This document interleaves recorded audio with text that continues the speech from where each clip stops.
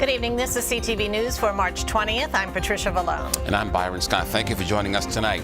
Well, it's the first day of spring, but it doesn't feel like it. The D.C. area could get several inches of snow. CTV's Sonia Shavasva outside with the details.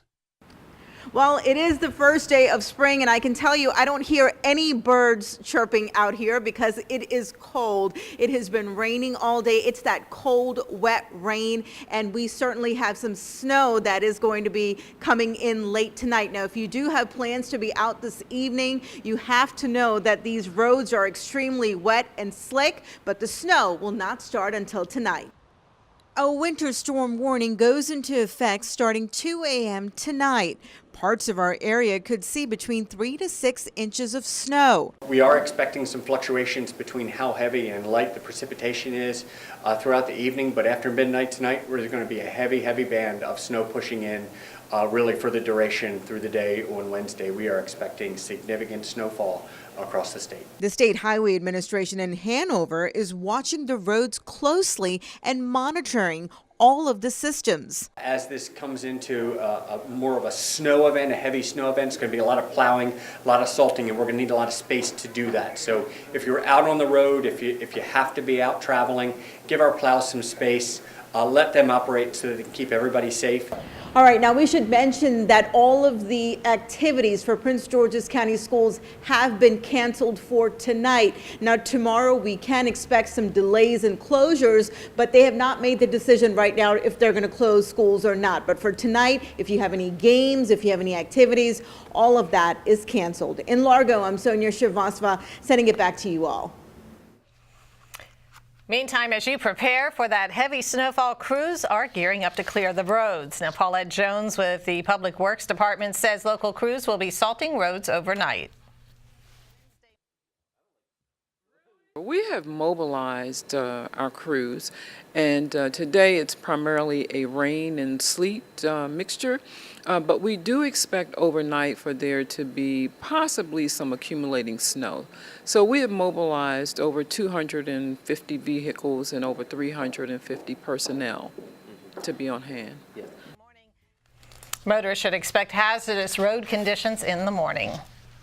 All Prince George's County after-school and evening activities are canceled due to the winter weather. Tonight's Board of Education meeting will be rescheduled for next Thursday on the 29th. Also, the Science and Technology Open House at Ox Hill High School has been rescheduled for Tuesday. For more on updates, cancellations, visit pgcps.org. In other news tonight, 3 students at a St. Mary's County school are shot this morning. 1 has died. The 2 others are being hospitalized for their injuries.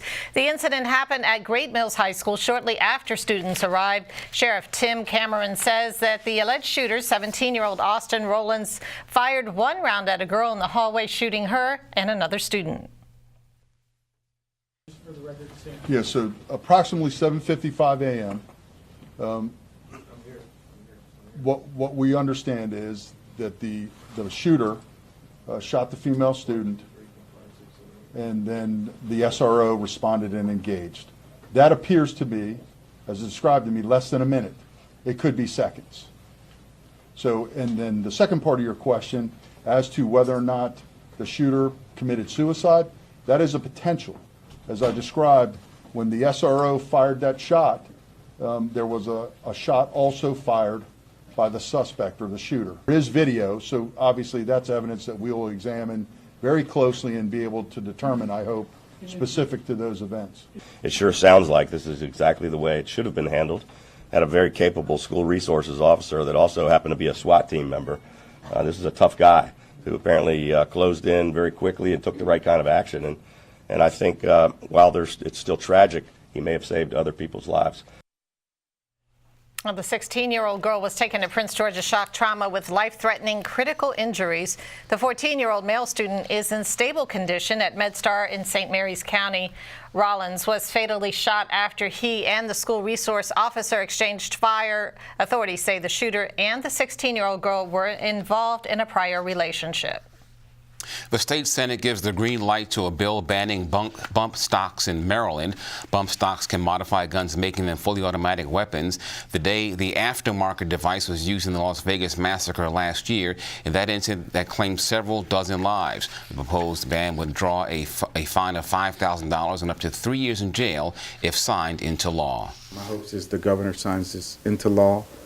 My hopes is that we don't have a massacre like the one in Las Vegas occur, at least in Maryland, and hopefully other states will get on board and pass a ban on bump stocks or similar devices like bump stocks.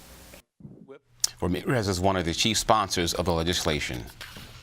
The Maryland House of Delegates passes a measure to strengthen anti-harassment policies. The bill would allow victims to request independent investigations, and it would require anti-harassment training for lobbyists and lawmakers. Senate action on the measure is pending.